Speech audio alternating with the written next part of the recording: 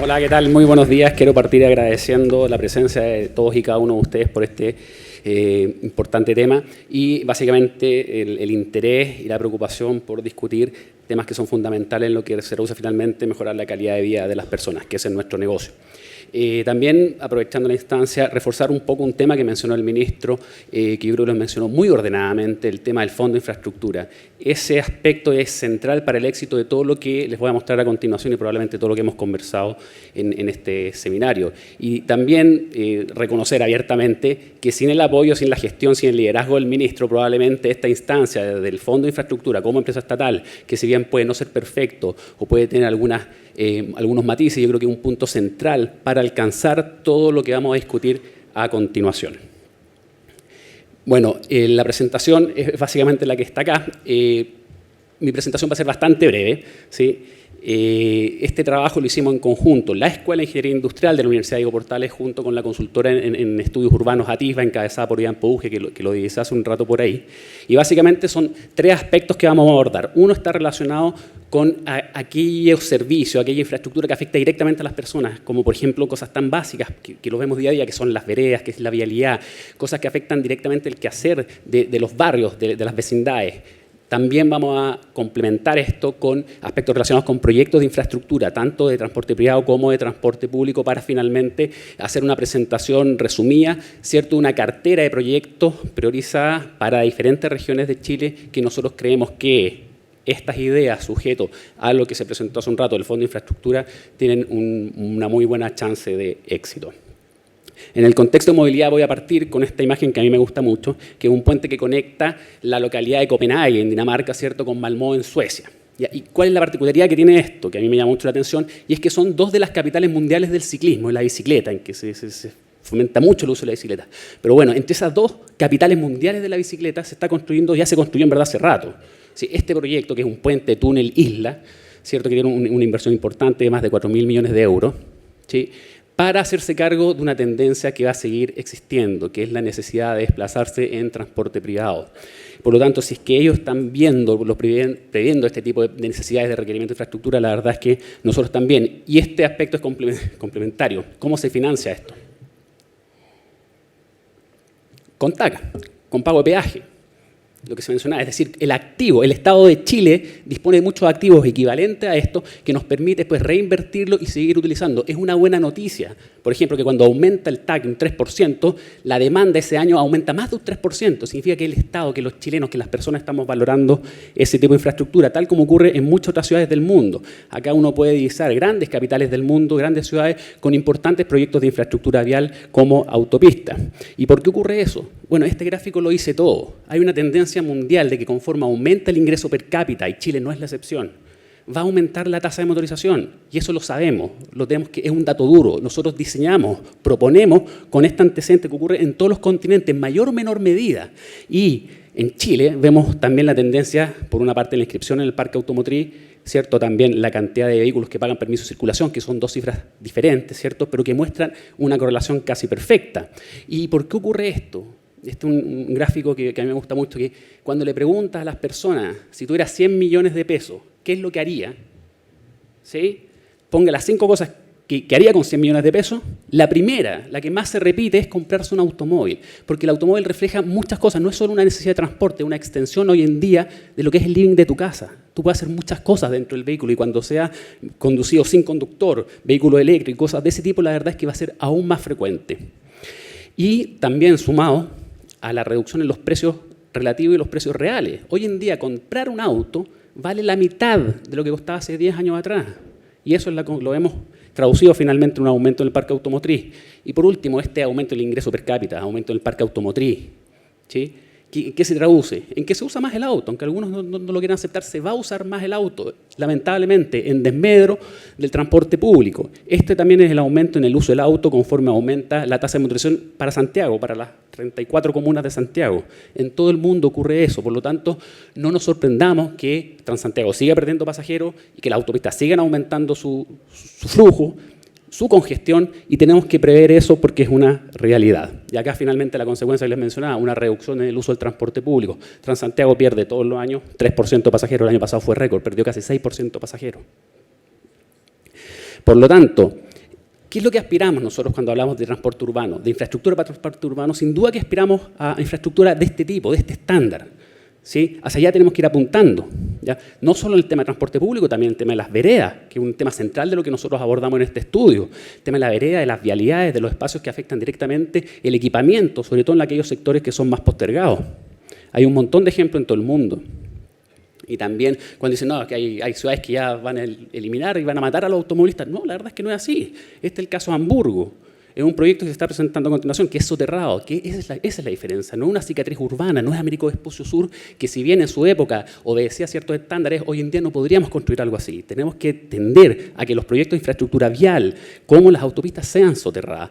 Américo Vespucio es un claro ejemplo de que sí pues, somos capaces de gestionar este tipo de infraestructura. El mismo ejemplo de Hamburgo. ¿Sí? ¿Por qué? Porque la infraestructura de superficie es demasiado escasa y no lo vamos a resolver. Esta foto me la mandaron a fines del año pasado, una amiga periodista en Londres, los tacos de buses en Londres. Y la verdad es que no solo en Londres, en Australia también, en muchos otros países del mundo, la infraestructura de superficie no es suficiente. Es muy ineficiente el uso del poco espacio que tenemos en la superficie para atender las necesidades de movilidad, de transporte de una ciudad, por ejemplo, como 7 millones de habitantes. No existe. No hay en el mundo ninguna ciudad del tamaño de Santiago que haya resuelto eficientemente su sistema por la superficie. Todas tienen 300, 400, 500 kilómetros de metro. Las ciudades chinas están construyendo 25 kilómetros de metro al año. Shanghái y Beijing superaron a Londres en 25 años. En el año 90, Shanghái no tenía metro.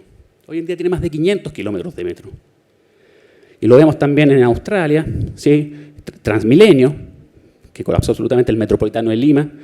Y uno cuando ve, por ejemplo, en la prensa cuáles son los proyectos más emblemáticos de transporte, de infraestructura de transporte del mundo, aparecen 2 aeropuertos y 4 trenes, metros, ferrocarriles. En el caso de Londres, por ejemplo, que tienen más de 420 kilómetros y una red de 3.000 kilómetros de trenes de cercanía, o sea, tienen muchísima infraestructura, siguen invirtiendo y están construyendo hoy el Crossrail, una inversión cierto de 23.000 millones de dólares, de 140 kilómetros de este a oeste en Londres, de los cuales 40 son soterrados. Esa es la infraestructura que se requiere para las grandes ciudades en entornos urbanos. Y lo mismo ocurre en París. En París están invirtiendo 26.000 millones de dólares en mejorar la red de trenes, principalmente un periférico y trenes de cercanía y proyectos de tranvía. En Singapur, ¿sí? Que es el paradigma de varios ingenieros en transporte por el tema de la tarificación vial. Ellos definieron un estándar, ni siquiera hicieron evaluaciones sociales. Dijeron, no, el 80% de los hogares de Singapur no puede estar a más de 10 minutos caminando a una estación de metro. Ese fue el estándar que definieron. Bueno, y podemos ver que esta es la tendencia en el mundo entero. Ahora voy a partir explicándoles cuáles son los 3 aspectos que abordamos y cuantificamos respecto al déficit de infraestructura, déficit actual, déficit futuro, ¿cierto? Que está el tema de déficit actual de las veredas, de vialidad, después de los proyectos de concesiones, proyectos de infraestructura vial, complementado con proyectos de infraestructura de transporte público. Y esto es lo que vemos todos los días, sobre todo en aquellos sectores más desafortunados, más desventajados, en los sectores periféricos de Santiago. Algunos alcaldes están preocupados de construir ciclovías cuando ni siquiera tienen veredas dignas para los vecinos que viven ahí mismo. Eso yo encuentro que ha sido postergado injustamente. Hicimos el análisis para 7 grandes ciudades de Chile, ¿sí? Podríamos extenderlo después, las que están ahí. Y para cada una de estas ciudades, lo que hicimos, junto, como les mencioné hace un rato, con el equipo de Atisba, fue hacer un catastro de todas las calles, ¿cierto? Y toda la vialidad de las ciudades que están reportados en el precenso. Y con eso nosotros tenemos el estándar. Entonces tenemos la longitud, tenemos el ancho, tenemos el estándar y vemos cuáles están en mal estado. Y sobre la base de eso cuantificamos. Y eso es un déficit actual que afecta directamente la calidad de vida de las personas. Y cuando hablamos de infraestructura, relacionamos la infraestructura con el crecimiento, con la productividad, con el progreso. La verdad es que todos esos son bienes intermedios. Si lo que importa finalmente la infraestructura es mejorar la calidad de vida de las personas. Ese es nuestro negocio, ese es el foco de fondo. Entonces hicimos este catastro detallado para estas 7 grandes conurbaciones de Chile. ¿Sí? Ahí están las distintas, no me voy a quedar detallado en eso. En verde se aprecia aquellos sectores que tienen mejor calidad, en rojo y naranjo aquellos que son más deficitarios, de acuerdo a la información sacada del precenso del año 2011 y que afortunadamente vamos a disponer de información complementaria próximamente como consecuencia del nuevo censo. Y bueno, ahí espero que se alcance a ver bien. En resumen, básicamente hay un 32% de veredas de acera que nos afecta directamente a todos los vecinos, sobre todo de aquellas comunas y barrios más pobres, hay un 32% en promedio que tiene que ser reconstruido, mejorado. Y esta es una tremenda oportunidad. Y aunque parezca un proyecto menor, si lo cuantificamos, llegamos a un monto total de 835 millones de dólares. Esto no es poco, es bastante dinero. Aunque al lado del subsidio de Transantiago pareciera ser pequeñito. Déficit de estándares, esto es la vialidad que les mencionaba hace un rato, lo anterior que les mencioné de 835 millones de dólares son veredas, aceras, es decir, lo que le llega más directamente a todas las personas cuando salen de su casa. Ahora estamos viendo aspectos relacionados no solo con el transporte privado, sino también con el transporte público, los furgones escolares, o sea, todos aquellos servicios, modos de transporte que requieren usar este tipo de vialidad. Imágenes como esta yo creo que la hemos visto en múltiples ocasiones y se pronuncian sobre todo en algunas comunas más postergadas. Y nuevamente hicimos el mismo trabajo detallado, viendo calle por calle a partir del precenso para estas 7 ciudades, ¿cierto?, georreferenciados. Ahí están todos los casos y nuevamente en verde se observan aquellas calles de mayor estándar, en rojo y naranjo aquellas calles de peor estándar en vialidad para estas 7 grandes conurbaciones. Y llegamos nuevamente a que el déficit en reponer lo que hoy funciona mal, o sea, no estamos hablando de cosas nuevas, estamos hablando de equiparar estándares hoy en día, de que la gente de La Pintana tenga el mismo estándar que la gente de Vitacura, es así de simple, eso es lo que estamos aspirando. En términos de vialidad, hablamos de 1.500 millones de dólares, un poco más. ¿Sí? 850 casi en veredas, en términos de vialidad son 1.545, cuantificando a costo de construcción, de reposición. Y esto lo vamos a complementar con los proyectos nuevos. Sí, algunos pueden ser, por ejemplo, producto del déficit y hay otros que se proyectan a futuro que, sin embargo, son necesarios para los 3 cortes temporales. Y lo que hicimos junto con el equipo de Iván Puje, ¿cierto?, hacer una revisión completa de 240 proyectos, muchos de los cuales han sido analizados ya por Sectra. Sí, que veo a la autoridad de Sectra acá también. Muchos de estos proyectos ya tienen, por ejemplo, rentabilidad social, pero ese no es el único criterio. Sumamos otros criterios adicionales que consideramos importantes en nuestra calidad de expertos y nuestra opinión en términos de priorización de estos proyectos. Acá, por ejemplo, para el caso de Santiago, al lado izquierdo mío, ¿sí?, estos son los proyectos de vialidad, acá estoy viendo al revés. Al lado derecho mío son los posibles proyectos de concesiones urbanas, es decir, proyectos hay.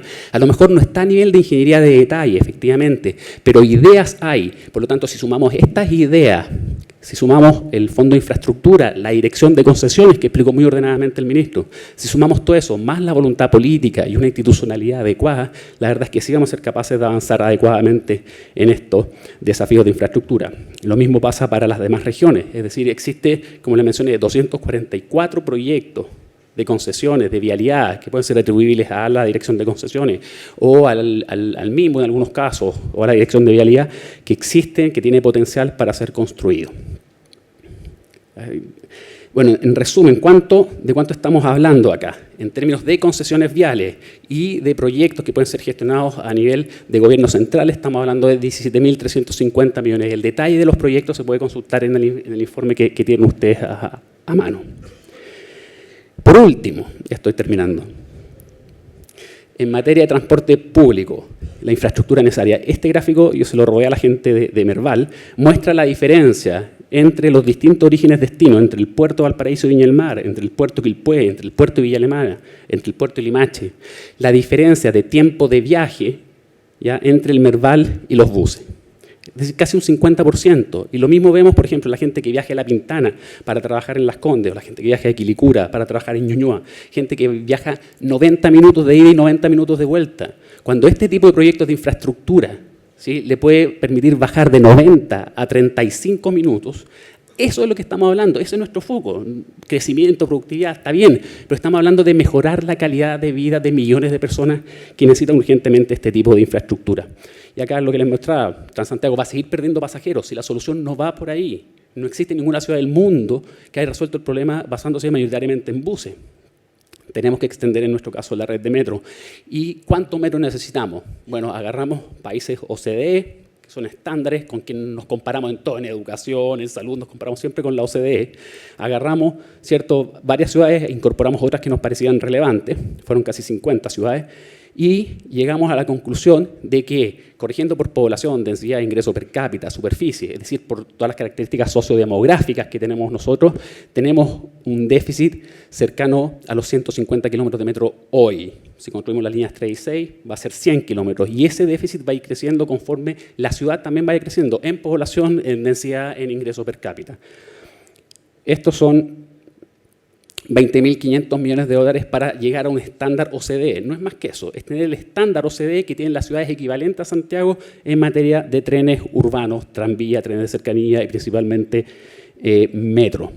El 70% de los viajes tiene como destino las comunas de Santiago, Providencia, Las Condes, y por eso es tan urgente, importantísima la nueva línea 7 paralela a la línea 1. Es fundamental. Fue anunciada hace más de un año y lamentablemente todavía no tenemos novedades. Ojalá que en la próxima cuenta pública tengamos algún antecedente. Terminando acá con algunas imágenes de cuáles son las nuevas líneas de metro que proponemos, las extensiones que ya existen. Esta es la línea 7 que yo les mencionaba, que pueden haber otros trazados. Hay una línea 8 que llega a comunas que hoy en día no tienen Renca, por ejemplo, puede ser Cerro Navia, también Pudahuel. La línea 8 por avenida, línea 9, perdón, por avenida La Florida, los trenes, metrotrenes de cercanía, tranvías también pueden existir en el sector oriente, y hay una iniciativa que ojalá se concrete. Y bueno, vamos a resumir un poco ese gráfico, no me lo voy a pasar, pero en términos de trenes de cercanía, metro, tranvía, básicamente trenes de cercanía y metro en regiones son 13.800, más, son 13.000 solo para regiones, con estándares que realmente van a repercutir en la mejor calidad de vida de las personas. Uno ve las estaciones que realmente son un aporte urbano, son recuperación de espacios, es dignificar a los vecinos de Pedro Aguirre Cerda que van a recibir las nuevas estaciones de metro, están realmente dignificados producto de estas posibilidades de movilidad. Y acá vemos, por ejemplo, al lado, el azul son una estación de metro en Nápoles y la derecha, que es muy bonita, la usamos todos los días, es Universidad de Chile, y nosotros ya somos capaces de construir estaciones de metro con este tipo de estándares. Resumen de proyectos, bueno, está el tema de reposición de veredas, reparación de calles también, los proyectos de infraestructura vial y los proyectos de trenes urbanos. Y abajo está el total, que suma finalmente 21.070 millones de dólares déficit actual, a lo cual hay que sumar la proyección. ¿Por qué? Porque las ciudades van a seguir creciendo. En Chile el 90% de las personas viven en ciudad y esa tendencia mundial va a seguir ocurriendo. Cada vez las ciudades van a ser más grandes por diferentes razones y sobre todo por una fuga de personas del sectores rurales a la ciudad. Va a seguir creciendo y ese déficit va a llegar a 32.000, casi 33.000 millones de dólares. Inversión total, sumando el déficit actual más el déficit futuro, llegamos a 54.000 millones de dólares. ¿Y para qué? Esta es mi última lámina. Para que los vecinos de La Pintana, que hoy en día se levantan 40 minutos antes que los vecinos de Vitacura, puedan mejorar su calidad de vida. Ese es el negocio, ese es nuestro objetivo. Muchas gracias.